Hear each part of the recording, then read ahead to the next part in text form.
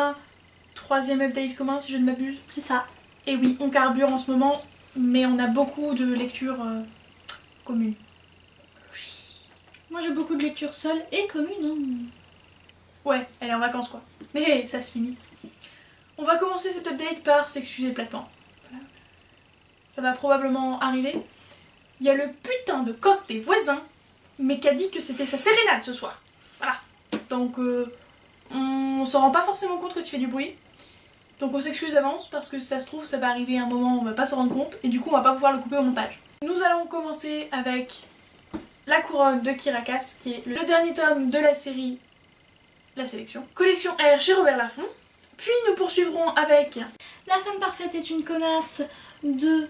Alors là, Anne-Sophie et Marie-Aldine Girard. Aux éditions J'ai lu. Puis nous poursuivrons avec une troisième lecture commune qui est Maybe Someday de Colleen Hoover aux éditions Hugo Co, roman, je sais jamais. Hugo. Puis nous finirons avec Retour sur l'île de l'oubli de Mélissa de la Cruz aux éditions Hachette. Nous supposons que vous connaissez le résumé de la sélection, mais gentilles et généreuses que nous sommes, nous allons le faire quand même. Pour donc La Couronne, il s'agit de la suite longtemps après la première trilogie, on va dire. Et le résumé de la première trilogie est que dans un monde dystopique, les princesses et donc futures reines sont désignées parmi le peuple, on va dire, par le prince, qui fait ce qu'on appelle donc une sélection. C'est-à-dire qu'une vingtaine ou une trentaine, je sais plus, de jeunes femmes à marier, entre guillemets, sont acceptées et accueilli au palais, et le prince, au fil du temps, va sélectionner sa future femme. Quelle romantisme. Et donc nous avons ici le dernier tome, où nous suivons Edeline, et nous ne dirons pas qui est Edeline, évidemment. Bon, alors on va passer 3 secondes sur l'aspect. Il est trop beau. De toute façon, en général la collection R c'est canon, d'accord, mais principalement la sélection, mais ils sont trop canons ces livres, ils sont trop beaux, avec les petites toupiottes, la robe trop jolie de princesse qu'on a toutes rêvé d'avoir un moment dans sa vie, enfin bref. Puis c'est violet, c'est ma couleur préférée. Ouais, c'est violet, c'est pas moche non plus quoi. En ce qui concerne nos avis, ça vous fera peut-être plaisir, je n'en sais rien, mais on a un avis qui se recoupe, mais au final assez divergent l'une de l'autre. Ça m'a beaucoup plu, j'aime beaucoup l'incertitude qu'on a pendant une bonne partie du livre sur avec qui est-ce qu'elle va finir. Parce que mine de rien, on a de forts soupçons, à un moment sur celui-là, à un moment sur celui-là, à un moment sur celui-là. Mais au final, voilà, on finit par deviner avant, mais voilà, c'est pas dramatique. J'ai aussi deviné un gros, entre guillemets, retournement de situation au milieu, mais ça m'a pas dérangé non plus, ça m'a beaucoup plu. Quoi qu'il en soit, j'ai beaucoup aimé en ce qui me concerne ce dernier tome, sauf un moment qui m'a juste, on va pas dire révolté, ça serait un petit peu abusif, mais qui m'a rendu un petit peu ma boule. C'est que Edeline, tout du long, elle est en mode est-ce que je l'épouse lui ou lui ou lui, je sais pas, non mais lui il est bien, mais lui il est gentil, mais lui il est beau, mais lui c'est bien dessiné, mais lui il a un beau cul. Bon bref, c'en est pas ce stade là, mais c'est un peu l'idée. Et tout du long j'étais en mode t'en choisis un, oui ou merde. Je comprends que ça peut être compliqué, surtout quand ils sont tous à tes pieds, mais merde, choisis. Et là, en plein milieu du bouquin, peut-être aux 3/4, je ne sais plus à peu près où, mais au bout d'un moment elle est en mode oh, mais c'est lui que j'aime. Oh, et du coup elle devient mais à son tour à ses pieds. C'est hallucinant. Genre la nana, elle sait pas qui elle aime, elle hésite entre 5 ou 6 mecs, et d'un coup d'un seul, ah c'est lui que je veux. Ah c'est lui que je veux. Il est trop beau quand il fait ça, et quand il fait ça avec ses cheveux et... Edeline. Normalement on se rend compte progressivement. C'est fluide, c'est vrai qu'il est quand même plus attirant que les autres celui-là. Et ah oui il a ça en plus que les autres n'ont pas. Et tu vois c'est par petites touches, par petits machins, et après elle est complètement folle amoureuse. Mais là c'est d'un coup d'un seul genre... C'est pas d'un coup d'un seul, elle s'en était pas rendue compte. Il y a eu des petits détails, des petits trucs de par-ci par-là dans les livres où tu te rends compte que finalement elle finira avec lui. Parce que moi je me suis rendu compte, ça m'a rendu dingue parce que je voulais pas qu'elle finisse avec lui, mais voilà. Mais on s'en rend compte bien avant, il y a des détails, des petits trucs où on voit qu'elle est attirée par lui un peu plus que les autres. Non mais nous oui d'accord, on se rend compte qu'elle va finir avec lui. Elle s'en est pas rendue compte et oui elle s'en rend compte d'un coup. Ok, mais et alors ça peut arriver dans le vrai, bon, dans d'autres bouquins il y en a où pouf, tiens, c'est vrai que je m'en étais jamais rendu compte. Mais oui, ça peut arriver comme ça, elle s'en rend compte d'un pouf. Et bah c'est pas réaliste, ça n'arrive pas dans la vraie vie. Et ben pourquoi pas, c'est pas parce que tu l'as pas vécu que voilà. Bah dites-nous en commentaire si ça vous est arrivé. Ça vous est pas arrivé, non? Voilà. Eh ben c'est peut-être un cas sur 1000, et ben il y aura pas 1000 commentaires. Hein. Bah ça se trouve, dans 1000 ans, il y aura 1000 commentaires. Ah ouais. Dans 1000 ans, fin de la Bref, donc du monde. c'est un petit peu contradictoire dans le sens où j'ai beaucoup aimé ce livre, mais il y a plein de points qui m'ont agacé. Genre ce point monumental. Quant à ma part, je l'ai beaucoup aimé. J'ai deviné, je sais pas, vers un quart du bouquin avec qui elle allait finir.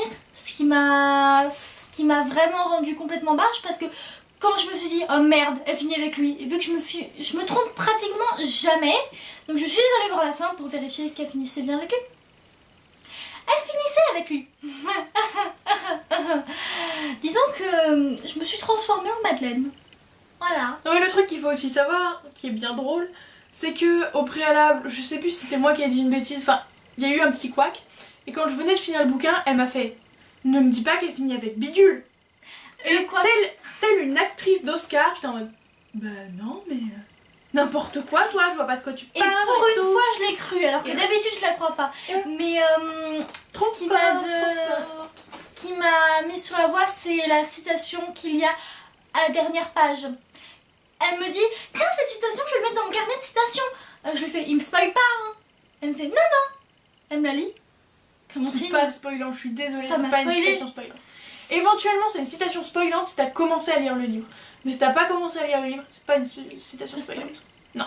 C'est de la logique. Non. Bon. Elle m'a spoilé, donc j'ai pleuré comme une madeleine. Je me suis dit, bon, je continue. Et puis finalement, elle le veut vraiment, elle est complètement dingue de lui. Donc je me suis dit, bon, si elle l'aime, je vais pas faire tout un pataquès. Mais du coup, c'est moi qui le prends, celui que je voulais. À moi. Et du coup, j'aime bien comment ça finit pour les autres prétendants qui finissent par être ses amis, ceux qu'elle n'a pas choisis, comment elle va finir avec l'autre, Bidule. Truc muche, machin. Voilà. Et quant à la grande révélation du milieu, je pense que tout le monde peut la remarquer dès le début de l'héritière.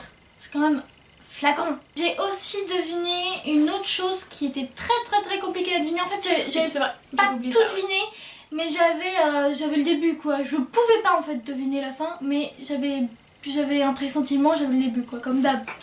Ah oui, autre chose dont je n'ai pas parlé, ce tome-là m'a plus plu que le précédent dans le sens où j'ai été aussi ravie du coup de retrouver les personnages du premier tome qu'on voyait très peu dans le quatrième. Dans le premier tome, mais dans la première trilogie. Hein.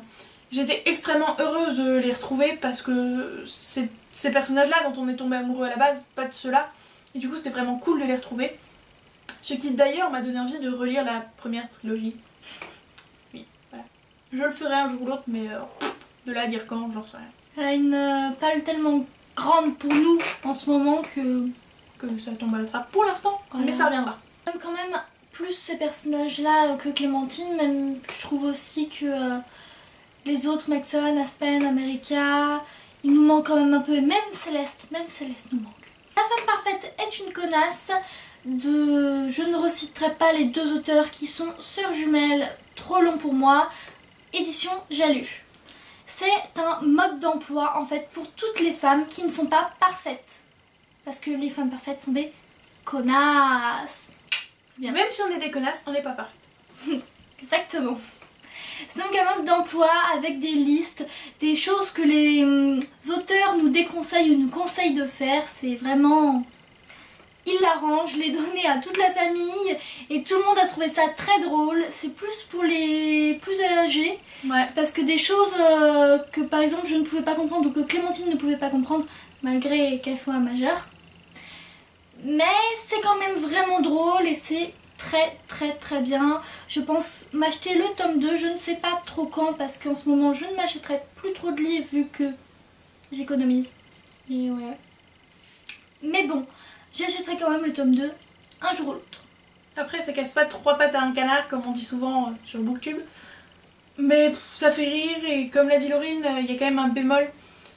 Parce que oui, il y a plein de références, de chansons, de célébrités.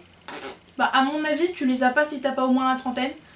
Ou alors j'ai pas la bonne culture et Laurine non plus. Possible aussi. Mais du coup, il y a des blagues auxquelles on pouvait pas rire, quoi. C'était pas possible pour nous de rire, puisqu'on connaissait pas la référence. Voilà. Sinon, il doit y avoir environ 200 pages et ça se lit en à peu près une demi-heure. Ouais, c'est vraiment super rapide à lire, et puis c'est tout bête, c'est des listes, c'est des pseudo-conseils. Par exemple, un parmi tant d'autres, un que je devrais me mettre à appliquer, on ne dira plus jamais dans ton cul. Et oui, parce que vous ne le savez pas, maintenant vous le savez, quand quelqu'un demande où se trouve quelque chose, je suis toujours en train de faire Et moi je dis, Clémentine a dit dans ton cul. Et on m'engueule. Voilà, parce que je l'ai pas dit. Je suis quelqu'un d'extrêmement poli. Ou parfois elle fait le perroquet. Genre elle fait la voix du perroquet, elle le dit tout doux. C'est drôle. Dans ton cul, dans ton cul. Voilà. Voilà, bref. Donc, c'est ce genre de petites choses fortement sympathiques. Après, de là à dire que moi je l'aurais acheté, je sais pas, je m'en pense pas trop. Mais c'est toujours sympa, donc si quelqu'un l'a chez lui, empruntez-le, c'est rigolo. Trop drôle. Ensuite, nous avons lu Maybe Someday de Colleen Hoover aux éditions Hugo & Co. Je te jure. Laurie. Je fais les mimes. D'accord. Bon, alors, comment vous dire que nous qui n'avions lu aucun Colleen Hoover, qui savions que tout le monde recommande celui-là en premier parce que, à leur goût, c'est le meilleur. Comment vous dire? Comment vous dire? Ah oui, là c'était très bien dit. Ouais, hein. Si on croyait connaître de bonnes romances, voilà, on est tombé de bien haut. Je vais pas dire beaucoup du résumé parce que moi, je vais plonger dedans sans connaître la particularité de cette romance. Et ça en a rendu la romance mais 15 fois plus belle. Par contre, autre particularité dont je peux vous parler, c'est que c'est un livre musical. Je m'explique. C'est pas comme une carte d'anniversaire où quand vous l'ouvrez ça fait sur un truc très criard. Non, pas du tout. En fait, c'est une histoire musicale, on peut dire, dans le sens où dès qu'il y a une musique, c'est un peu comme dans les fanfictions, vous en avez peut-être déjà vu, mais la musique est référencée, on nous donne de quelle musique on parle, et du coup on peut aller chercher sur internet pour aller l'écouter, en même temps qu'on lit. Et les paroles elles font écho à ce qui se passe dans l'histoire et tout, bref, c'est trop bien. Donc c'est super bien fichu, ce qui déjà, avant même qu'on commence le livre, donnait un gros point au livre. Mais au-delà de ça, punaise! En fait, on l'a tellement aimé qu'on n'arrive pas à vous le dire. Ouais. Donc j'espère que c'est assez clair par nos faciès. Voilà. Lisez-le, tout de suite. Attends. Il faut. On en pense encore 2 semaines, 3 semaines après. On pense qu'à ça en fait. Tout le temps. À savoir que moi, j'écoute en boucle les chansons du livre. C'est ça. Genre vraiment en boucle. Je suis capable de vous les chanter tellement je les connais par cœur. Elle va pas le faire. Et je passe mon temps à le chanter d'ailleurs. Et je ne vous le ferai pas. Sinon, vous aurez plus d'oreilles. Voilà. Et je l'aime d'amour quoi. Elle a déjà acheté un autre tome de Colleen Hoover. Qui est le prochain livre que je vais lire d'ailleurs, passage. Donc vous le verrez normalement dans pas trop longtemps. Dans un nouvel update commun. Dans un nouvel update commun. Parce que oui, en ce moment on carbure, mais je suis bientôt plus en vacances, donc ça va se ralentir. Moi ralentir, mais pas tant que ça. Enfin voilà, donc c'est une romance à lire, dans laquelle il faut se plonger les yeux fermés. Et on vous garantit que vous allez kiffer votre vie. Ah, garantie 100% là. Maintenant, retour sur l'île de l'oubli, qui est le 2e tome de... Je ne sais pas s'il y a un nom à la série. C'est Les Descendants. Les Descendants, voilà. C'est la suite du film de Disney Channel Movie qu'on a aimé. Oui. Ah oui, on est des grands enfants, hein, sinon il n'y aurait pas ça. Hein. On l'a beaucoup aimé. Donc ce qu'il faut savoir, c'est bien ça. Hein. Enregistrez bien ce qu'elle a dit. C'est un livre très enfantin. Non, c'est pas ça que j'allais dire. J'allais dire, ne le lisez pas si vous n'avez pas vu le film. Ouais. Parce que en gros, au tout début, certes, ils prennent la peine de résumer le film, mais ils le résument en 1 page et demie. Donc regardez le film. À moins que vous aimiez vraiment pas les Disney Channel. Et dans ces cas-là, bah lisez pas non plus. C'est trop enfantin pour vous. Sans ça, vous lisez le premier livre, et encore vous n'êtes pas obligé. Regardez le film, vous lisez le 2e livre. Mais vous pouvez ne pas lire le premier livre pour lire le 2e tant que vous regardez le pas film. Nécessaire, ouais. Je pense pas que ce soit nécessaire. Après, si vous aimez l'univers, c'est toujours rigolo. Puis il y a bien plus de personnages méchants que dans le film. Donc si vous aimez les méchants, précipitez-vous dessus. Les descendants sont les descendants des méchants. Il y a donc Evie de la méchante reine, il y a Mal de Maléfique, il y a Jay de Jafar et il y a Carlos de Cruella d'Enfer. Nous les retrouvons donc dans un nouvel épisode avec leurs aventures. On va pas vraiment vous les décrire parce que peut-être que ça pourrait vous spoiler le film. En tout cas, ils repartent dans de nouvelles aventures. On les suit comme d'habitude.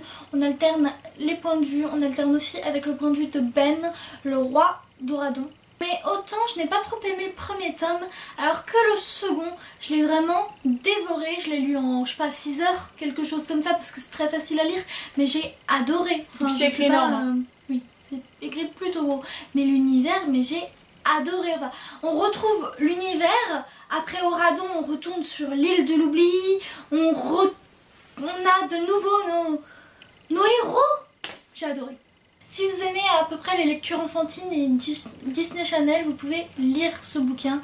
Si vous n'aimez pas trop lire vraiment enfantin, parce que c'est quand même vachement enfantin, ni Disney Channel, mais vous lancez pas dedans, ce serait une mauvaise idée, vous n'aimerez pas. En tout cas, je pense vraiment que le second est meilleur que le premier tome. Qu'est-ce que tu en penses? Moi j'ai pas trouvé qu'il y avait une différence extraordinaire, en plus c'était sur la même base dans le sens où à un moment dans le livre, plutôt vers la fin, on leur donne une quête et une fois qu'ils sont dans leur quête, chacun a à faire sa propre partie de la quête que personne ne peut faire à sa place, dans laquelle il devra vaincre ses propres démons. Enfin c'est exactement la même structure, genre vraiment. Donc j'ai pas trouvé qu'il y avait tant de différence que ça entre le premier et le deuxième. Je vois pas ce que t'as trouvé plus au deuxième. J'ai aimé retrouver les personnages après qu'ils aient changé dans le film, parce que dans le film ils sont sortis tout changés du début à la fin, alors que dans le premier tome on a avant qu'ils aient changé et maintenant on a après, et j'aime énormément le changement des personnages. Donc j'ai beaucoup plus aimé ce livre, désolée. J'ai beaucoup plus aimé ce livre et j'ai aussi plus apprécié leur aventure et le fait qu'ils soient plus gentil que dans le premier tome. J'ai préféré. J'aimerais aussi dire que ça ne m'était pas arrivé depuis très longtemps. Je me suis trompée dans une de mes prédictions. Vers le milieu du livre, je pensais avoir deviné toute la fin et j'ai été complètement sur le cul parce que je me suis trompée partout. Je ne m'étais pas attendue à ça, ni à me tromper. Ça m'est pas arrivé depuis très longtemps, donc j'ai d'autant plus aimé le livre parce qu'il a réussi à me tromper. C'est ce gros nul. Je crois que c'est pour ça qu'elle lit pas de thriller en fait. Ouais. Parce qu'elle se ferait berner. J'aime pas être bernée, mais cette fois-ci c'était pas mal. L'update commun est maintenant fini. Vous pouvez nous dire en commentaire ce que vous avez pensé de notre update, ou si vous avez lu ces bouquins, qu'est-ce que vous en avez pensé. On vous souhaite de joyeuses lectures. Et parlez-nous si vous n'avez pas lu ces livres-là, s'il y en a qui vous font envie, ou même de vos lectures actuelles, même si elles n'ont aucun rapport avec ces 4 lectures-là. Parce que ça fait toujours plaisir. Exactement. Sur ce, à bientôt, on espère. Ciao. Ciao.